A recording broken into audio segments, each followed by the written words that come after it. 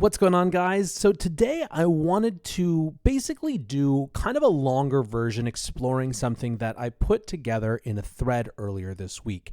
And at core, it's the idea that the era of Fed forward guidance, something that has been a key tool of Fed policy, has come to an effective end. That forward guidance is no longer useless, and that it's not just useless because of big questions surrounding Fed credibility, although those are there, but it's useless because of a broader breakdown in consensus reality. So this is what the thread explored, and I want to go a little bit deeper on it here. So this came out of a conversation that was on the Hidden Forces podcast. I've often said it's my favorite podcast outside of my own. I listen to it every week, and it's hosted by a guy named Dimitri Kofinas. He had a couple weeks ago someone named John Asconis on, who is a scholar who studies a bunch of different things, but one of the things that he's been really focused on recently is this idea of the end of consensus reality. And simply put, consensus reality, or the end of consensus reality, means that we no longer live in a world where there is one truth. Or more accurately, maybe, we no longer live in a world where institutions, be they media or political leaders, can actually sort of rally us around a central organizing truth. Instead, we see this never-ending competition between competing truths, right? And this is something that we feel all the time. I don't think that anyone who's listening to this or watching this hasn't felt this, right? It's all over the realm of politics, where the same event will be interpreted in such radically different ways that we look over at our neighbors, our friends, our family who have a different interpretation, and it feels quite literally like they're living on a different planet. And again, the point isn't that there hasn't always been sort of different interpretations. The point is that there are no longer institutions standing in the middle of society that can rally us around a consensus view of what the truth was or is a fact. Now, again, in the realm of politics, I think this is most clear where this sort of breakdown has happened. And in the US, as I say here, we tend to ascribe it to just this broader culture war which eats everything. And I think that is a useful, or at least a real heuristic here in America.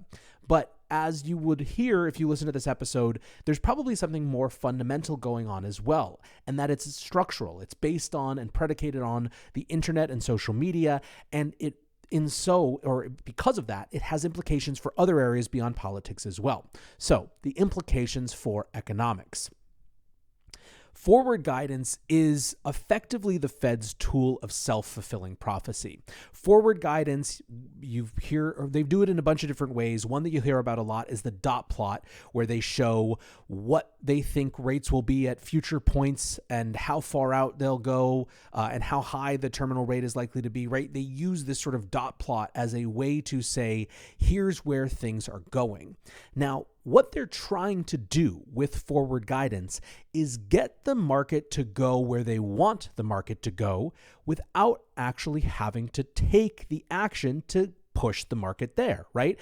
Effectively, it's better for the Fed, and you could argue for the economy, if the market just moves to the place that has been determined to be a healthier state for the market in terms of, financial conditions being either relatively looser or relatively tighter, without the Fed actually having to exert or force the market to go there with the very blunt tools that it has. Interest rate changes are very blunt tools. Expanding or contracting the availability of assets in the form of quantitative tightening or quantitative easing, these are very blunt tools. In fact, we have a Fed right now that is trying to solve an inflation that has largely been driven by things that have nothing to do with Fed policy. Maybe not entirely, but certainly having other impacts. The Fed is just beating demand because that's the only tool they have, right? They can't make supply chains work better. They can't change structurally why the circumstances of the world have changed and made demand for new types of things. So the Fed has these very, very blunt tools. And so to the extent that they can get the market to just do what they want them to do without having to exert those tools, theoretically it's better, right? So anyways, that's the idea of forward guidance. Now, if you ask some people, like Jeff Snyder, who was also a guest of Dimitri's recently on Hidden Forces, they might tell you that it's not just an important tool for the Fed, but really their only tool. And if you've ever listened to Jeff Snyder, you've probably heard some version of his argument, which is that at some point over the last 40 or 50 years, we just fundamentally lost track of the money supply. And what he means by that is that because of the euro-dollar market, the offshore market that transacts in and holds dollar-like instruments that is in fact much bigger than the formal or official US dollar system, our tools that expand or contract the money supply are just not that relevant, right? The US dollar is subject to a set of forces that are totally global and largely outside the Fed's control. So in his estimation and the estimation of people who agree with him, it's not just that forward guidance is an important tool, but really the Fed's only tool. So that's the situation, right? That's the setup for this. Now, during this rate hiking cycle, it's been super clear that the Fed's ability to use forward guidance to drive markets has been very, very impaired, right? The one constant throughout all of this has been Fed Chair Powell saying, we're going to be hawkish, we're going to do what it takes, we're going to push, and the market's saying, we don't believe you. We've seen this cycle over and over and over again where the market decides that the Fed is going to be forced to pivot. Doesn't matter what they're saying, they're going to have their hand forced by conditions or circumstances outside their control. And then the Fed has to deploy some set of speakers, usually starting with lower level folks, getting all the way up to Powell if it happens, to say you're getting way out ahead of yourself, to slow down the market getting over exuberant. And then inevitably some data comes out that seems to confirm that the Fed was right and we were getting a little bit ahead of ourselves in the markets. Now, the most notable time for this was probably last summer when Powell actually scrapped his planned Jackson Hole speech and instead went with this short, crisp 8-minute, it's, you're being ridiculous, we have a lot more to go in this hiking cycle speech. But it's been consistent. This has been the common thread throughout this cycle.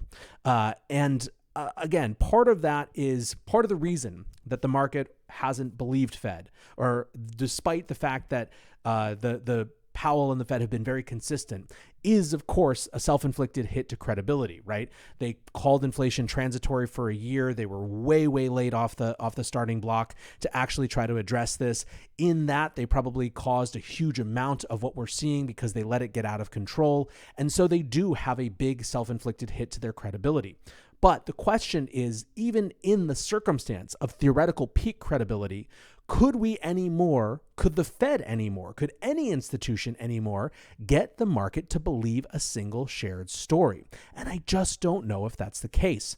Now, I think an interesting example of the new dynamics going on around market interpretations you can find in Balaji Srinivasan's $1 million Bitcoin bet. This is something I've talked about on other videos as well, but I see this bet in many ways as Balaji's attempt to control or to dictate that a narrative that is important to him, an interpretation of events that is important to him, not be pushed out of the news cycle. I think that he saw the Bank Term Funding Program announced and believed that the Fed was, or that rather the mainstream media was likely to move away from the concern that they had previously shown about the potential for bank runs and all that it entailed.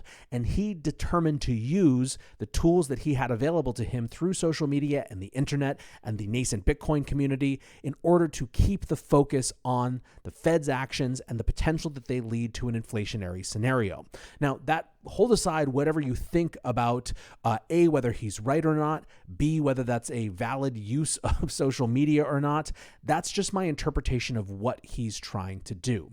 And I think that if it is the case that this era that the end of consensus reality is upon us, we're going to see a lot more battles like this, meta-narrative battles in terms of how to look at and understand the economic landscape. And, I don't know a priori if that's a bad thing, right? It's not necessarily clear that having institutions that have the ability to just dictate truth is optimal either, but it does create something new.